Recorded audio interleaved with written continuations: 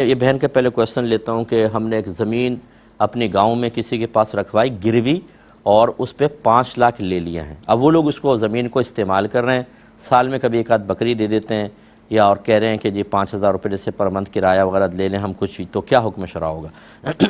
دیکھیں، سب سے پہلے یاد رکھیں یہ جو آپ کچھ شے رکھواتے ہیں اس کو زر ضمانت کے طور پہ یہ کوئی رکھتا ہے کہ تاکہ میرا قرضہ واپس آ جائے، نہیں آئے گا تو میں بیچ کے اپنا قرضہ وصول کر لوں گا. اس پورے پروسیس کو کہتے ہیں رہن رکھنا. اور جو چیز آپ رہن رکھواتے ہیں یاد رکھیں کہ وہ سامنے والا اس کا مالک نہیں ہو جاتا، بلکہ وہ صرف ایک بطور امانت اس کے پاس چیز ہے اور وہ اس کو استعمال نہیں کر سکتا ہے. اگر استعمال کرے گا تو یہ سود ہوگا، کیونکہ وہ قرض کے اوپر نفع لے رہا ہے، حرام اور گناہ کبیرہ. یہ ایسا ہے سود کا 1 درہم جیسے اپنی والدہ کے ساتھ کئی مرتبہ زنا کیا ہو، والدہ کے ساتھ، حدیث میں آیا والدہ کے ساتھ کئی مرتبہ زنا. اور اسی طرح قرآن یہ کہتا ہے کہ جو دنیا میں سود کھاتے ہیں یہ برود قیامت ایسے پاگل اور مخبوط الحواس آئیں گے جیسے کسی کو شیطان نے چھو کر پاگل کر دیا ہو. اس سے پتہ چلا کہ بعض جنات ایسے ہیں کہ چھو کر انسان کو پاگل بھی کر سکتے ہیں.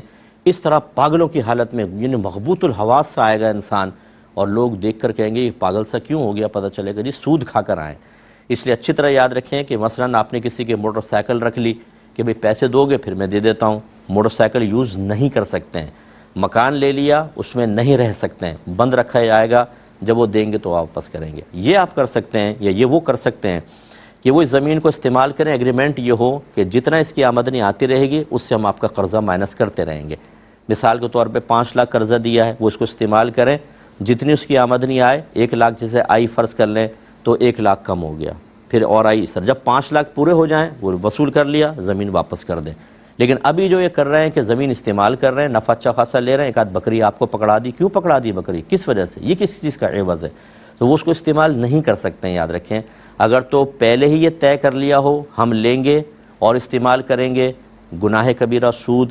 اگر کہا نہیں ہے لیکن آپ کے علاقوں میں معروف ہے جو رکھتا ہے زمین کو استعمال کرتا ہے، تو المعروف کالمشروط کے تحت کہ جو عرف میں رائج ہوتا ہے وہ ایسے ہی ہے جیسے شرط ٹھہرا لیا ہو، اس میں بھی سود بنے گا.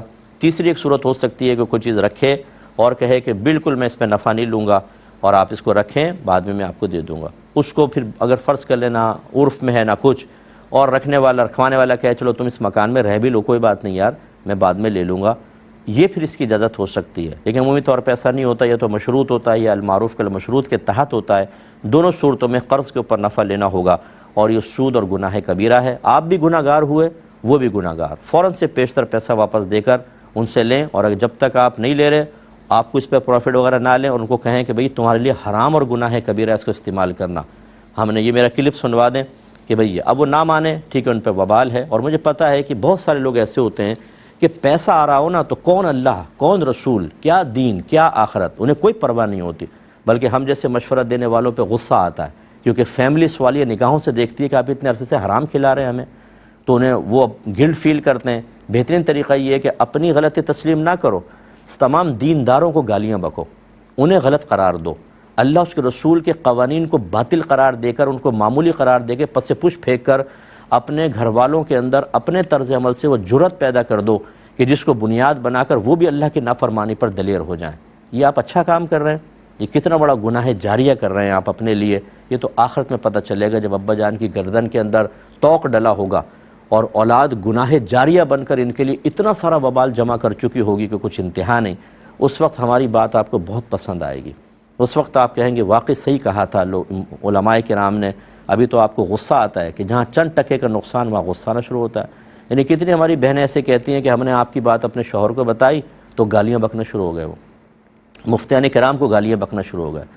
یہ ہر ایک باہر والا ایسا نہیں ہوتا، لیکن باہر رہ کر ایک ایسا تکبر دل میں پیدا ہو جاتا ہے کہ تمام دنیا معمولی ہے. پاکستان، ہندوستان، بنگلہ دیش، سری لنکا میں رہنے والے تو سب کے سب ایسے ہی حقیر معمولی، ہم ہیں اعلیٰ لوگ کہ یو ایس اے میں پہنچ گئے، یو کے میں پہنچ گئے، جرمنی، اٹلی، سوئٹزرلینڈ کے اندر. اب میدان معاشر میں پہنچیں گے، یہ پاسپورٹ دکھائیں گے، ہمیں سب سے پہلے کیوں میں لگایا جائے گا، سب سے پہلے جنت میں ڈالا جائے گا. نو، کس نے کہا آپ سے؟ اس میں زیادہ گرفت ہوگی.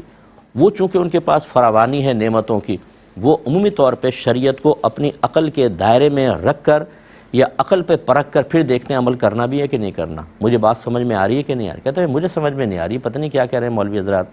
یعنی آپ کون ہیں؟ کیسے آپ نے یہ فیصلہ کیا کہ آپ کو سمجھ میں آئے تو اللہ رسول کا دین آپ قبول کریں گے ورنہ نہیں؟